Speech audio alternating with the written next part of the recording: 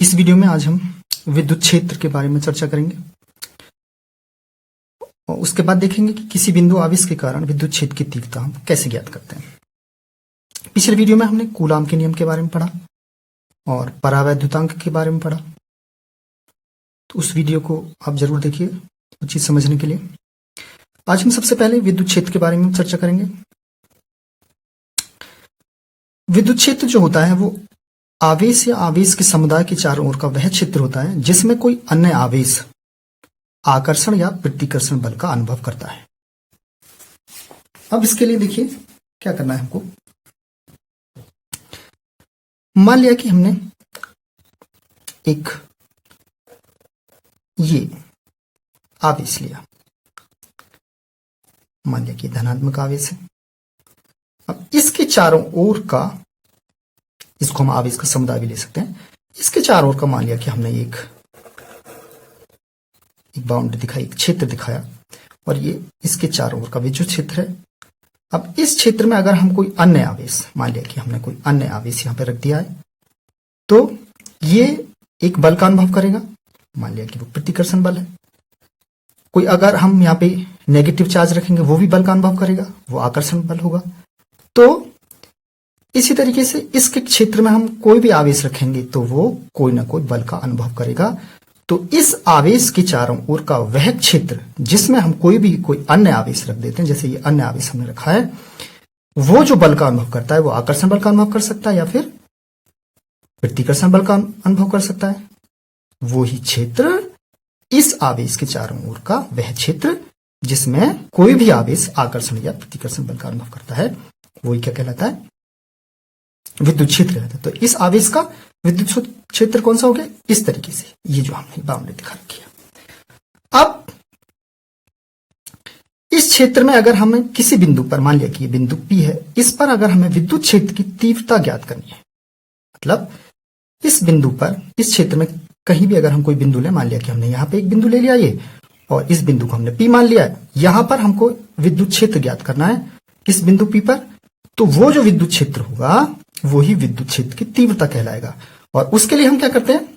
उसके लिए हम यहां पर एक परीक्षण धनावेश रख देते हैं। मान लिया कि ये परीक्षण धनावेश Q0 हमने मान लिया, इसको हम परीक्षण धनावेश कह रहे हैं। हमने प्लस का निशान भी लगा दिया यहाँ पे, अगर प्लस का निशान नहीं भी लगाते तो हम इसको परीक्षण धनावेश मान के चल रहे हैं। परीक्षण धनावेश क्या होता है?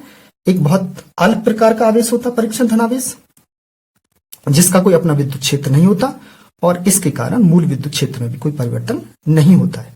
ऐसे आवेश को ही हम परीक्षण धनावेश कहते हैं, जो कि हमने यहां पर बिंदु P पर ये लिया हुआ है। अब इस बिंदु पर मान लिया कि हमको विद्युत क्षेत्र ज्ञात करना है और उस विद्युत क्षेत्र को हमने कैपिटल E से प्रदर्शित किया है। जो विद्युत क्षेत्र अब इस बिंदु पर होगा, वो इस बिंदु पर कोई बल लगेगा, इस आवेश पर, जो ये बिंदु पर P पर रखा हुआ आवेश, इस पर कोई बल लगेगा, मान लिया कि वो बल F है, और ये जो आवेश है ये है Q0 या Q0। तो जो विद्युत क्षेत्र जो होगा इस बिंदु पर, वो इस आवेश पर लगने वाले बल तथा इस आवेश की निष्पत्ति के बराबर होगा। आवेश पर लगने वाले बल तथा आवेश के अनुपात के बराबर होगा विद्युत क्षेत्र, और इसी को हम विद्युत क्षेत्र की तीव्रता भी कहते हैं। और इसको हम कैपिटल E से हमने प्रदर्शित किया। ये एक सदिश राशि होती है, बल भी एक सदिश राशि है।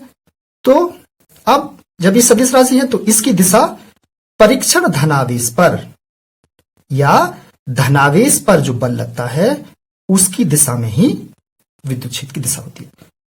मतलब जो धनावेश पर लगने वाले बल की दिशा होती है वो ही विद्युत क्षेत्र E की या विद्युत क्षेत्र की तीव्रता की दिशा होती है। और इसका मात्रक क्या हो गया? बल का मात्रक होता है न्यूटन और आवेश का मात्रक होता है कूलाम, तो इसका मात्रक हो गया न्यूटन प्रति कूलाम हो गया। इस तरीके से हमने यहां पे ये पहला पार्ट देख लिया, विद्युत क्षेत्र। अब हम दूसरा पार्ट देखते हैं कि विद्युत क्षेत्र की किसी बिंदु आवेश के कारण विद्युत क्षेत्र की तीव्रता हम कैसे ज्ञात करते हैं। तो दूसरा पार्ट डिस्कस कर लेते हैं हम। यहां पर हमने कोई बिंदु O लिया है और इस पर एक प्लस Q आवेश हमने ले लिया है। इस बिंदु से स्मॉल r दूरी पर एक बिंदु P हमने माना है और उस बिंदु P पर एक परीक्षण धनावेश हमने लिया है और अब इस बिंदु P पर हमको विद्युत क्षेत्र ज्ञात करना है। दूसरा पॉइंट हम डिस्कस कर रहे हैं, किसी बिंदु आवेश के कारण विद्युत क्षेत्र की तीव्रता ज्ञात करने के लिए हमने एक बिंदु O लिया है, एक ऐसे माध्यम में बिंदु O लिया है जिसका परावैद्युतांक K है। ऐसा माध्यम हमने यहां पे लिया है जिसका परावैद्युतांक K है, जो कि हम कल डेफिनेशन देख चुके हैं परावैद्युतांक की। तो यहां पर हमने एक बिंदु O लिया है जिस पर ये एक धनावेश है प्लस Q। इस बिंदु O से स्मॉल r दूरी पर एक बिंदु P लिया है जिस पर विद्युत क्षेत्र की तीव्रता हमको ज्ञात करनी है और वहां पर हमने एक परीक्षण धनावेश Q0 लिया है। अब देखिए, इस आवेश के कारण इस पर जो बल लगेगा उसकी दिशा कैसी होगी, कुछ ऐसे, और वो बल अगर F है तो ये बल F की दिशा हो गई। ठीक हो गया, क्योंकि ये धनावेश है, ये धनावेश है, तो इसके कारण इस पर जो बल लगेगा इधर को ये इसको प्रतिकर्षित करेगा। तो यहां पर हमने बल F की दिशा दिखा दी है। अब जो हमने कल कूलाम का नियम पढ़ा उसके लिए अगर हम यहां पर बल F देखें तो F क्या हो जाएगा कूलाम के नियम के अनुसार 1/4 पाई एप्सिलॉन नॉट K क्या, ये परावैद्युतांक है। ये ऐसे माध्यम में हमने रखा है इसको जिसका परावैद्युतांक K है, और Q1 Q2, यहां पर Q1 क्या है Q और Q2 क्या है Q0 अपॉन R स्क्वायर, इनके बीच की दूरी है R स्क्वायर। ये हो गया कूलाम के नियम के अनुसार बल F का मान। इसको हम बल F का परिमाण भी कह सकते हैं। तो अब विद्युत क्षेत्र की तीव्रता के अनुसार विद्युत क्षेत्र E का परिमाण अगर हम यहां से निकालेंगे तो वो क्या हो जाएगा, वो हो जाएगा बल F का परिमाण और परीक्षण धनावेश का अनुपात F अपॉन Q0।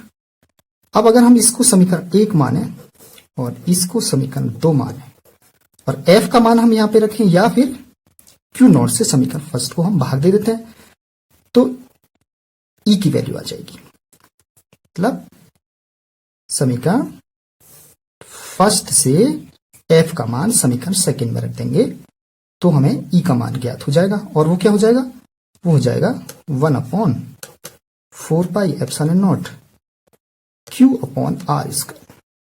Q0 से Q0 कैंसिल हो जाएगा यहां पर।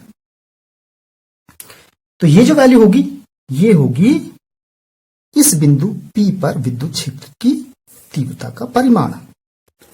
इस तरीके से हम इसको कैलकुलेट कर लेते हैं। ये परिमाण है, लेकिन चूंकि विद्युत क्षेत्र की तीव्रता एक सदिश राशि होती है, अब जब इस सदिश राशि होती है तो इसकी दिशा होगी और इसकी दिशा वो ही होती है जो धनावेश पर लगने वाले बल की दिशा होती है।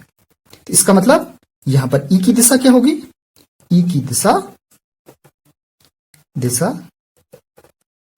क्या हो जाएगी, F की दिशा में ही होगी, F की दिशा में ही होगी, क्योंकि धनावेश पर लगने वाले बल की दिशा किधर को, इधर को है F की दिशा, और E की दिशा भी यहां पर वो ही है। तो कैसे निकालते हैं हम E की दिशा, धन आवेश पर लगने वाले बल की दिशा में E की दिशा होती है। तो इसका मात्रक क्या होता है, मात्रक हमें देख लिया क्या होता है, न्यूटन प्रति कूलम। अब देखिए यहां पर हमने 1/E का मान 1/4 pi epsilon not Q upon R square लिखा हुआ है। यहां पर हमने K की वैल्यू को 1 माना है। इसका मतलब जो परावैद्युतांक है उसका मान 1 मान लिया है, तो ये वैल्यू है निर्वात के लिए। लेकिन अगर इसी मान को अगर हमें परावैद्युत माध्यम के लिए लिखना है तो हम इस वैल्यू को हम कैसे लिखेंगे, E बराबर हो जाएगा 1/4 pi epsilon not K Q upon R square. जो ये वैल्यू होगी ये होगी परावैद्युत माध्यम के लिए, परावैद्युत माध्यम के लिए, और ये क्या होगा, ये वैल्यू होगी निर्वात के लिए। तो ये बात यहां से क्लियर हो जानी चाहिए आपको। इस वीडियो में इतना ही। आई होप आपको समझ आ गया होगा। धन्यवाद।